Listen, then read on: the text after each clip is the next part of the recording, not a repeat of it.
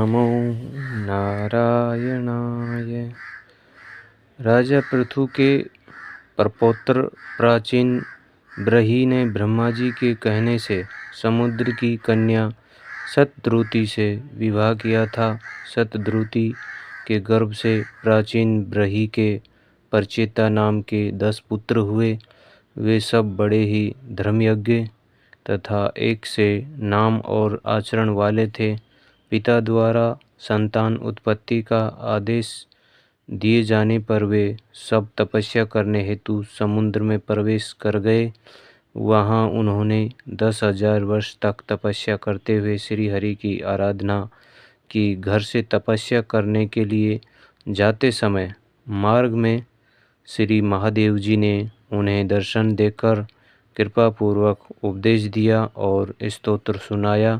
वह नारायण परायण करुणा रुद्र हृदय भगवान रुद्र द्वारा की गई श्री हरि की पवित्र मंगलमयी एवं कल्याणकारी स्तुति इस प्रकार से है। भगवान, आपका उत्कर्ष उच्च कोटि के आत्मज्ञानियों के कल्याण के लिए, निज आनंद लाभ के लिए है। उससे मेरा भी कल्याण हो।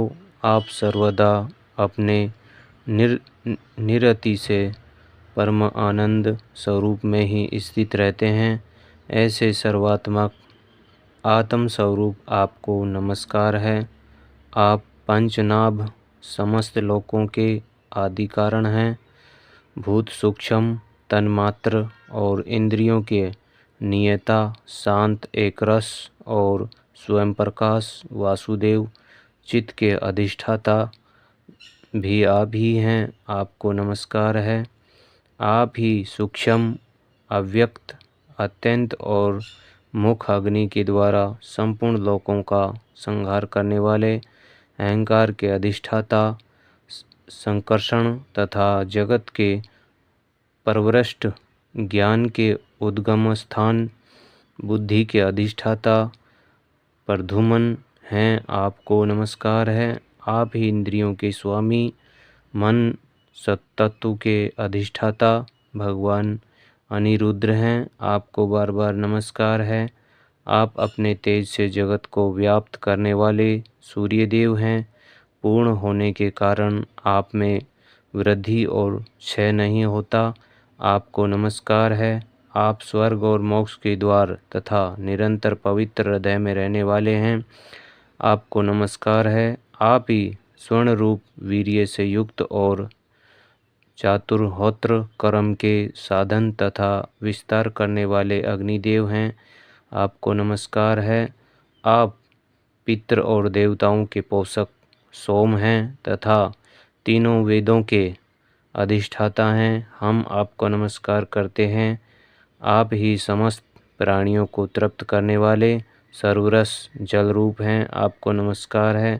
आप समस्त प्राणियों के देह पृथ्वी और विराट स्वरूप हैं तथा त्रिलोकी की रक्षा करने वाले मानसिक इंद्रिय और शारीरिक शक्ति स्वरूप वायु प्राण हैं। आपको नमस्कार है। आप ही अपने गुण शब्द के द्वारा समस्त पदार्थों का ज्ञान करने वाले तथा बाहर भीतर का भेद करने वाले आकाश हैं तथा आप ही महान पुण्यों से प्राप्त होने वाले परम तेजों में स्वर्ग वैकुंठ आदि लोक हैं। आपको पुनः पुनः नमस्कार है। आप पितृलोक की प्राप्ति कराने वाले प्रवृत्ति कर्म रूप और देवलोक की प्राप्ति के साधन निर्वर्ती कर्म रूप हैं तथा आप ही अधर्म के फलस्वरूप दुखदायक मृत्यु भी हैं। आपको नमस्कार है। नाथ, आप ही पुराण पुरुष तथा सांख्य और योग के अधीश्वर भगवान श्री कृष्ण हैं। आप सब प्रकार की कामनाओं की पूर्ति के कारण साक्षात मंत्र मूर्ति और महान धर्म स्वरूप हैं। आपकी ज्ञान शक्ति किसी भी प्रकार कुंठित होने वाली नहीं है। आपको नमस्कार है। नमस्कार है। आप ही कर्ता करण और कर्म इन तीनों शक्तियों के एकमात्र आश्रय हैं। आप ही अहंकार के अधिष्ठाता रुद्र हैं। आप ही ज्ञान और क्रिया स्वरूप है तथा आपसे ही परा पश्यंती माध्यमा और वेखरी, इन 4 प्रकार की वाणियों की अभिव्यक्ति होती है। आपको नमस्कार है। प्रभु, हमें आपके दर्शनों की अभिलाषा है। अतः आपके भक्तजन जिसका पूजन करते हैं और जो आपके निज जनों को अत्यंत प्रिय है, अपने उस अनूप रूप की आप हमें झांकी कराइए। आपका वह रूप अपने गुणों से समस्त इंद्रियों को तृप्त करने वाला है। वह वर्षाकालीन मेघ के समान सिनगंध श्याम और संपूर्ण सौंदर्यों का सार सरसव है।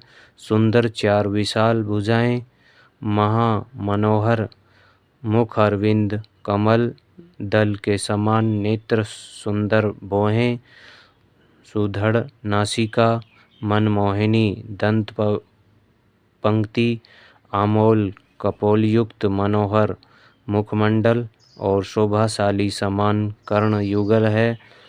प्रीतिपूर्ण उन्मुक्त हास्य, तिरछी चितवन, काली काली घुंघराली अलकें, कमल कुसुम की केसर के समान फहराता हुआ पीतांबर, झिलमिलाते हुए कुंडल, चमचमाते हुए मुकुट, कंगन, कंकण, हार, नुपुर और मेखला आदि विचित्र आभूषण तथा शंख चक्र गदा पंच वनमाला और कौस्तुभ मणि के कारण उसकी अपूर्व शोभा है। उसके सिंह के समान स्थूल कंधे हैं, जिन पर हार, केयूर एवं कुंडलादि की कांति झिलमिलाती रहती है तथा कौस्तुभ मणि की कांति से सुशोभित मनोहर ग्रीवा है।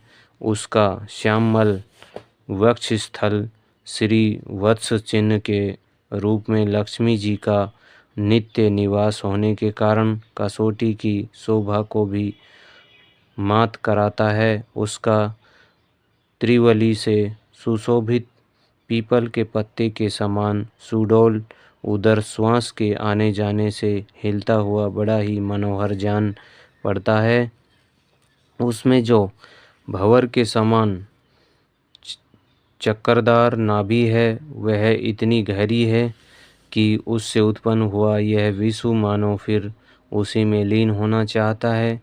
श्यामवर्ण कटिभाग में पीतांबर और स्वर्ण की मेखला शोभायमान है। समान और सुंदर चरण, पिंडली, जांघ और घुटनों के कारण आपका दिव्य विग्रह बड़ा ही सुघड़ जान पड़ता है, बहुत सुंदर है। आपके चरण कमलों की शोभा शरद ऋतु के कमल दल की कांति का भी तिरस्कार करती है। उनके नखों से जो प्रकाश निकलता है, वह जीवों के हृदय अंधकार को तत्काल नष्ट कर देता है। हमें आप कृपा करके भक्तों के भयहारी एवं आश्रय स्वरूप उसी रूप का दर्शन कराइए। जगत गुरु, हम अज्ञानवृत प्राणियों को अपनी प्राप्ति का मार्ग बतलाने वाले आप ही हमारे गुरु हैं। प्रभु, चित्त शुद्धि की अभिलाषा रखने वाले पुरुष को आपके इस रूप का निरंतर ध्यान करना चाहिए। इसकी भक्ति ही स्वधर्म का पालन करने वाले पुरुष को अभय करने वाली है। स्वर्ग का शासन करने वाला इंद्र भी आपको ही पाना चाहता है तथा विशुद्ध आत्मज्ञानियों की गति भी आप ही हैं। इस प्रकार आप सभी देहधारियों के लिए अत्यंत दुर्लभ हैं। केवल भक्तिमान पुरुष ही आपको पा सकते हैं। सत्पुरुषों के लिए भी दुर्लभ, अत्यंत भक्ति से भगवान को प्रसन्न करके जिनकी प्रसन्नता किसी अन्य साधना से दुसाध्य है, ऐसा कौन होगा जो उनके चरण कमल के अतिरिक्त और कुछ चाहेगा। जो काल अपने अदम्य उत्साह और पराक्रम से फड़कती हुई भौहें के इशारे से सारे संसार का संहार कर डालता है, वह भी आपके चरण कमलों की शरण में गए हुए प्राणी पर अपना अधिकार नहीं मानता। ऐसे भगवान के प्रेमी भक्तों का यदि आधे क्षण के लिए भी समागम हो जाए तो उसके सामने मैं स्वर्ग और मोक्ष को कुछ नहीं समझता, फिर मृत्युलोक के तुच्छ भोगों की तो बात ही क्या है। प्रभु, आपके चरण संपूर्ण पाप राशि को हर लेने वाले हैं। हम तो केवल यही चाहते हैं कि जिन लोगों ने आपकी कृति और तीर्थ गंगा जी में आंतरिक और बाह्य स्नान करके मानसिक और शारीरिक दोनों प्रकार के पापों को धो डाला है, तथा जो जीवों के प्रति दया, राग, द्वेष रहित चित्त तथा सरलता आदि गुणों से युक्त है, उन आपके भक्तजनों का संग हमें सदा प्राप्त होता रहे, यही हम पर आपकी बड़ी कृपा होगी। जिस साधक का चित्त भक्ति योग से अनुग्रहित एवं विशुद्ध होकर न तो बाह्य विषयों में भटकता है और न अज्ञान गुहा रूप प्रकृति में ही लीन होता है, वह अनायास ही आपके स्वरूप का दर्शन पा जाता है, जिसमें यह सारा जगत दिखाई देता है, और जो स्वयं संपूर्ण जगत में भास रहा है वह आकाश के समान विस्तृत और परम प्रकाश में ब्रह्म तत्व आप ही हैं। भगवान, आपकी माया अनेक प्रकार के रूप धारण करती है, इसी के द्वारा आप इस प्रकार जगत की रचना, पालन और संहार करते हैं जैसे यह कोई सद्वस्तु हो, किंतु इससे आप में किसी प्रकार का विकार नहीं आता। माया के कारण दूसरे लोगों में ही भेद बुद्धि उत्पन्न होती है। आप परमात्मा पर वह अपना प्रभाव डालने में असमर्थ होती है। आपको तो हम परम स्वतंत्र ही समझते हैं। आपका स्वरूप पंचभूत, इंद्रिय और अंतकरण के प्रेरक रूप से उपलक्षित होता है। जो कर्मयोगी पुरुष सिद्धि प्राप्त करने के लिए तरह तरह के कर्मों द्वारा आपके इस सगुण साकार रूप का श्रद्धापूर्वक भली भांति पूजन करते हैं, वे ही वेद और शास्त्रों के सच्चे मर्मज्ञ हैं। प्रभु, आप ही अतीन्द्रिय आदि पुरुष हैं। सृष्टि के पूर्व आपकी माया शक्ति सोई रहती है, फिर उसी के द्वारा सत्व, रज और तम रूप गुणों का भेद होता है, और इसके बाद उन्हीं गुणों से महत्व, अहंकार, आकाश, वायु, अग्नि, जल, पृथ्वी, देवता, ऋषि और समस्त प्राणियों से युक्त इस जगत की उत्पत्ति होती है। फिर आप अपनी माया शक्ति से रचे हुए इन जरायुज, अंडज, सवेदज और उद्भिज भेद से 4 प्रकार के शरीरों में अंश रूप से प्रवेश कर जाते हैं, और जिस प्रकार मधुमक्खियाँ अपने ही उत्पन्न किए हुए मधु का आस्वादन करती हैं, उसी प्रकार वह आपका अंश उन शरीरों में रहकर इंद्रियों के द्वारा इन तुच्छ विषयों को भोगता है। आपके उस अंश को ही पुरुष या जीव कहते हैं। प्रभु, आपका तत्वज्ञान प्रत्यक्ष से नहीं अनुमान से होता है। प्रलय काल उपस्थिति होने पर काल स्वरूप आप ही अपने प्रचंड एवं असहाय वेग से पृथ्वी आदि भूतों को अन्य भूतों से विचलित कराकर समस्त लोकों का संहार कर देते हैं। जैसे वायु अपने असहनीय एवं प्रचंड झोंकों से मेघों के द्वारा ही मेघों को तीतर बीतर करके नष्ट कर डालती है। भगवान, यह मोहग्रस्त जीव प्रमादवश हर समय इसी चिंता में रहता है कि अमुक कार्य करना है, इसका लोभ बढ़ गया है और इसे विषयों की ही लालसा बनी रहती है, किंतु आप सदा ही सजग रहते हैं। भूख से जीभ लपलपाता हुआ सर्प जैसे चूहे को चट कर जाता है, उसी प्रकार आप अपने काल स्वरूप से उसे सहसा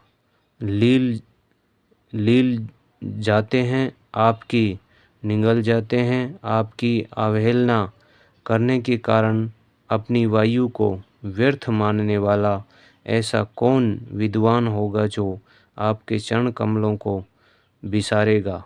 इनकी पूजा तो काल की आशंका से ही हमारे पिता ब्रह्मा जी और स्वयंभू आदि 14 मनुओं ने भी बिना कोई विचार किए केवल श्रद्धा से ही की थी। ब्राह्मण इस प्रकार सारा जगत रुद्र रूप काल के भय से व्याकुल है। अतः परमात्मन इस तत्व को जानने वाले हम लोगों के तो इस समय आप ही सर्वथा भय शून्य हमारे आश्रय हैं।